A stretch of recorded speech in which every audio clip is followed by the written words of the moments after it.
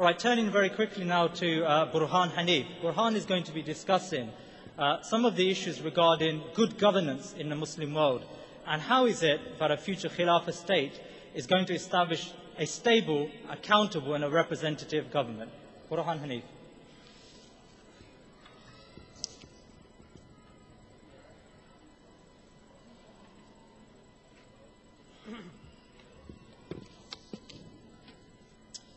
بسم الله الرحمن الرحيم الحمد لله رب العالمين والصلاة والسلام على أشرف المرسلين سيدنا محمد الأمين الذي جاء بالهدى ودين الحق ليظهر على دين كله وآله وصحبه أجمعين أما بعد. Assalamu alaikum, brothers and sisters. Inshallah, and welcome to all the non-Muslims in the audience. Inshallah, I'll make an effort to be brief, but I've been given a good role model in Brother Sajjad.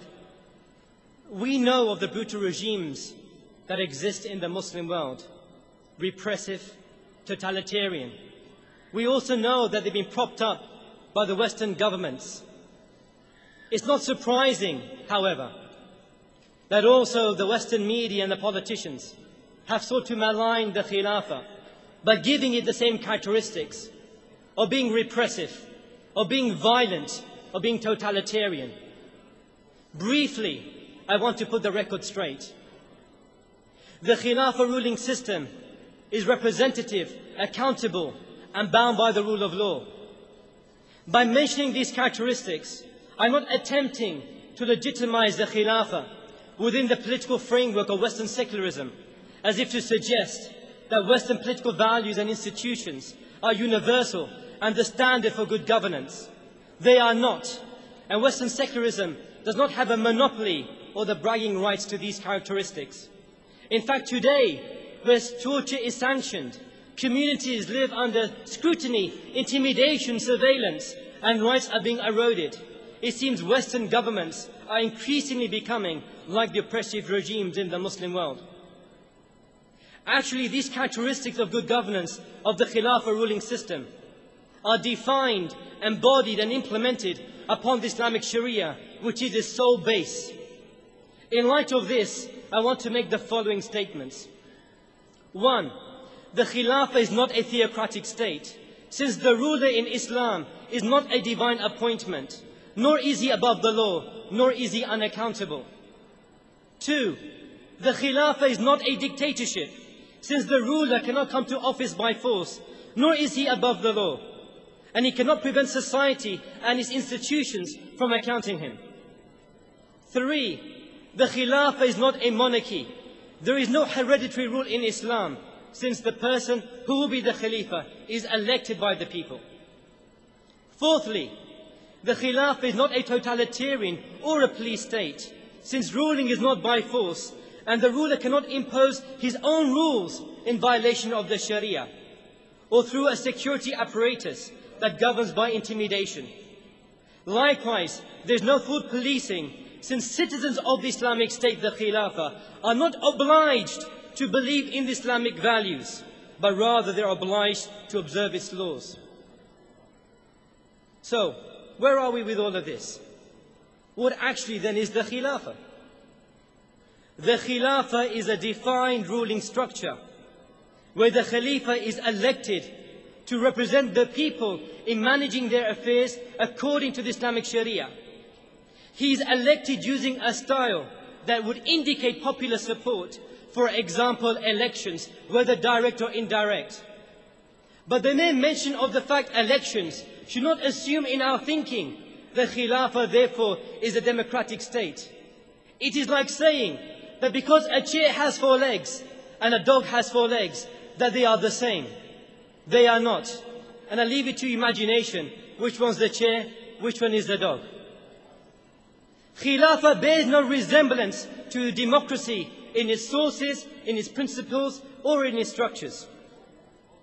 In Khilafah, there are no periodic elections, unlike democracy, and political parties do not compete for power, for government. Rather, the Khalifa remains in office indefinitely unless he resigns, dies, or violates his contractual conditions. The absence of periodic elections does not inhibit accountability. Instead, the Khilafah has continuity and societies insulated against expedient policies, smear campaigns, false promises and influence of corporate interests which characterize West elections and policy making. The Khilafah is a centralized rule with a decentralized administration that will use the most modern techniques to deliver local services to the people. The Khalifa will appoint governors, walis and assistants to help him in the management of the state's affairs.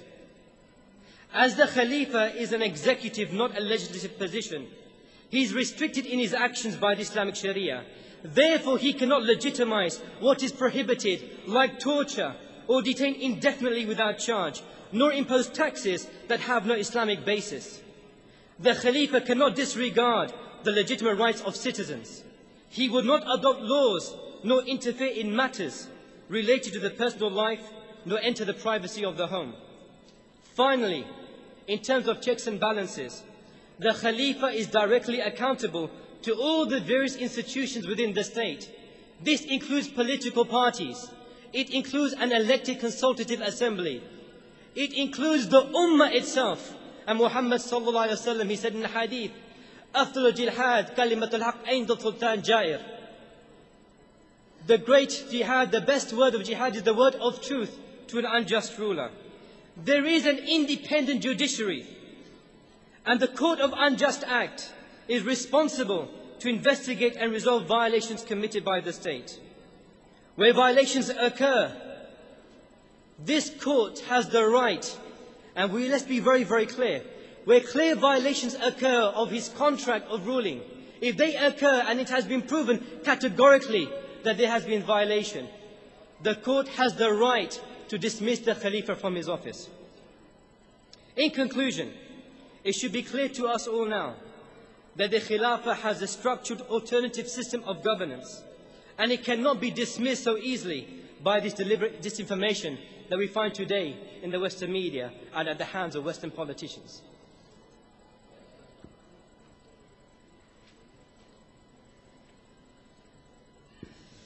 Jazakallah khair, Brother Burhan. Okay, let me ask you some questions that we've gathered from our website. Questions have come in regarding the subject of representation, the subject of accountability, and the real difference between your proposed or our proposed Khilafah system and the Western systems that provide some level of accountability and representation. So firstly, to start with representation. I mean, you say that the Khalifa will be representative, i.e. he will be voted in by the people, by the Muslims living in the Khilafah state. Okay. How is that practically going to be done, firstly? And secondly, is that a stipulation from Islam, or are you developing a representative system based upon the norms that currently exist within liberal democracies? Jazakallah khair. As I mentioned in my brief outline, that the fact that there are comparisons and similarities that one may find or identify between the Khilafah and Western liberal democracy, it doesn't mean they are the same. And in fact, as I mentioned categorically, the source for defining the structure and the principles of ruling within Islam are established solely upon the Islamic Sharia sources. Sure. And secondly, though the terms may be the same, their manifestation and the implementation are not necessarily the same. Sure. So as I give the example, though there is representation, this representation doesn't mean political parties that compete for power, whereas we find this in the West. So if I tackle your first point then, which is how would the Khalifa practically be appointed? Yeah. Well, first we need to have candidates. Sure. During time of the Khilafah Rashida, we find various styles were used in order to identify a list of candidates. In the case of Abu Bakr Siddiq, he canvassed the people, and from that he was able to identify Umar ibn al-Khattab. In the case of Umar ibn al-Khattab, he identified 6 people as candidates from the Ashra Mubashra, who then from amongst themselves will choose a single person that the people will give the contract of bay'ah to. This contract of bay'ah is a contract which makes a person from a candidate become a Khalifa and a ruler over the Muslims. So today, by analogy as a style, we have this elected consultative assembly or the Majlis Ashura. They will shortlist 6 candidates, and these 6 candidates will then go to the people with their manifesto, and from that they will be elected. Okay, just a specific point. Who elects the Majlis Ashura? Is it elected by, is it the Caliph who puts his cronies into position, as an example? Who elects the Majlis Ashura? You know, we have the hadith of beautiful Muhammad sallallahu alaihi wasallam in the second pledge of Aqaba, when he took the oath from 75 people, 73 men and 2 women, which indicates women's participation in politics directly. Yes. That he said to them in return, go back and appoint from yourselves 10 naqib, 10 people that will represent you and look after your affairs. Okay. Which means that the people who appoint those who represent them on this elected consultative assembly will be the citizens themselves. Okay, good.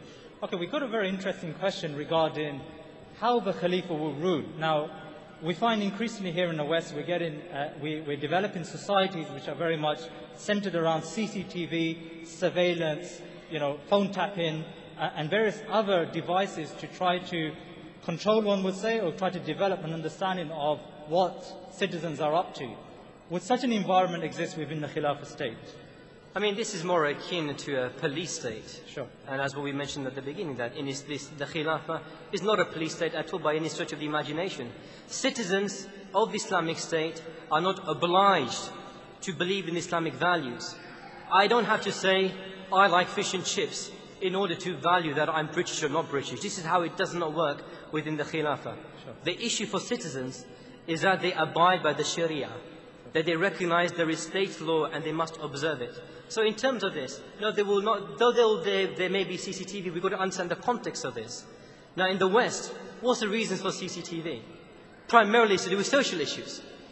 Look to the values which exist in Western societies, where the prime aim isn't about ethics, isn't about morality, isn't about spirituality, isn't about having society which is stable on a social footing. Yeah. It's about material gain or sensual gain that leads to all the social convulsions which we see today. Sure. And that is the prime aim of why we see CCTV existing in the West and not like in the Islamic society.